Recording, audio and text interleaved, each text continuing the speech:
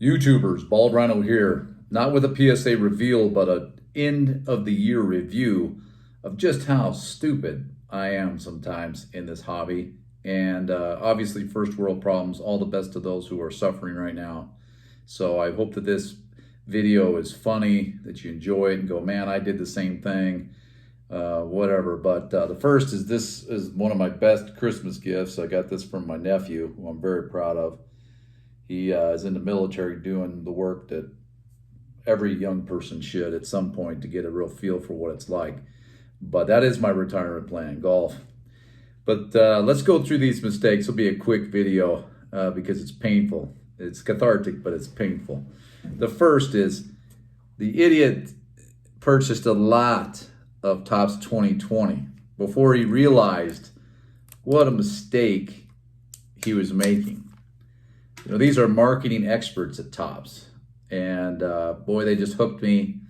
And you know, it will turn out I bought cards that are largely worthless. I thought that the Trouts were just no lose, right? And I'm a loser for doing it. Maybe I'll be proven wrong, but I doubt it. It was a big mistake. And what's funny is I did it even when I realized how stupid the living set was, which is a mistake that I kind of said, what am I doing?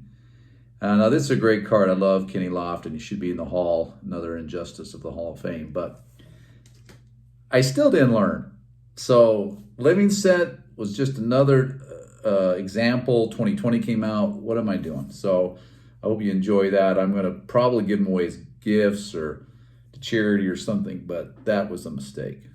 Anytime you're joining the hype of these master marketers who are drilling into the endorphins and how your brain works, you need to take a step back. So that's a big lesson.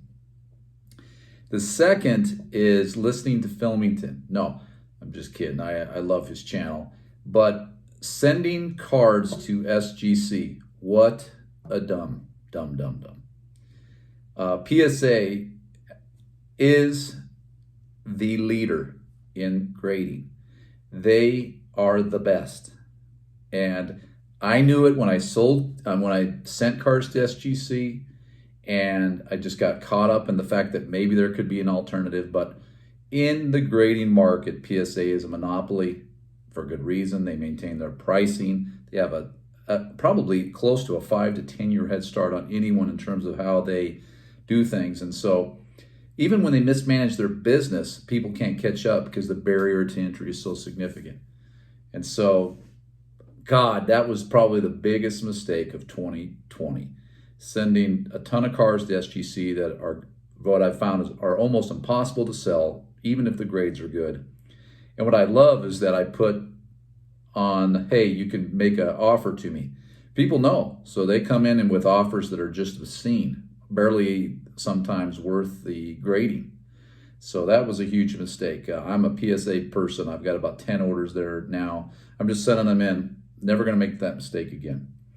And it was validated with them being purchased. Now they're going to have the best technology. They're not going to be accountable to stockholders, probably be able to raise prices again. And so that was one of the big problems in 2020. Another is not selling more. Let me say out loud, any idiot can make money in cards in 2020. And I'm amazed. I followed the advice, I think it was Baseball Collector, of getting 1 month plus the free month of a subscription to Vintage Card Prices. And I'm not that smart.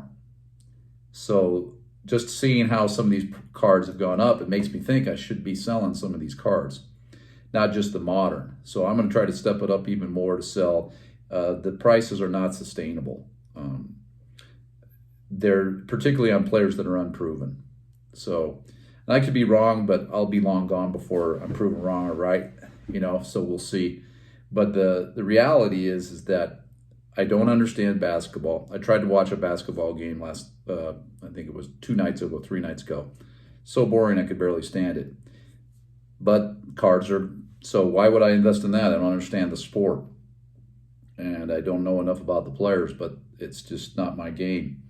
But selling makes a lot of sense right now. If you were up 100, 2, 3 times on a card of a player that's had a good year or 2 good years, that just makes all the sense in the world to me to sell. So that's another mistake. I feel like I did some selling, which was initially hard, but I need to do it more and more and more. Another mistake was just not buying more vintage. I tried to buy the cards that I love with the sale of the modern. I have a couple videos out like that, but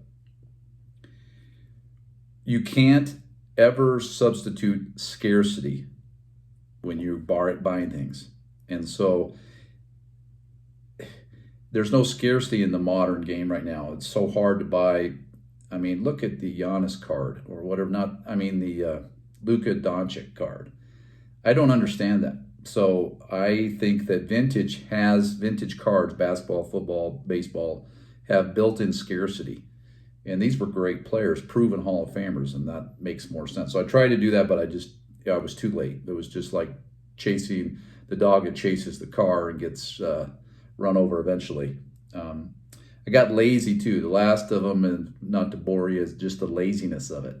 You know, I should have been tracking my cards. I should have been sorting them. I should have been doing all of those things, but life gets in the way. And I'm more of a collector, not an investor necessarily. So it's just hard to motivate yourself to do those things. But I hope that this video makes you feel better. If you made some of the same mistakes, I'd love to hear what you think your top 20 mistake in your investing world is. And I'll just say this: when I have a family member that received vaccine because they're first responder, and I'm thinking, I watched her, and she's ready to go live. And I'm telling you right now, if you don't think that once people get through this virus, that they are going to sell their sports cards to go on vacation or to go do something else,